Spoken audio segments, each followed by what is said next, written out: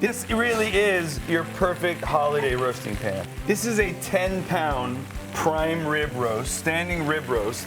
Look at the color on the Brussels sprouts. You only get that deep color from a pan that has that stainless steel property, right? Watch this.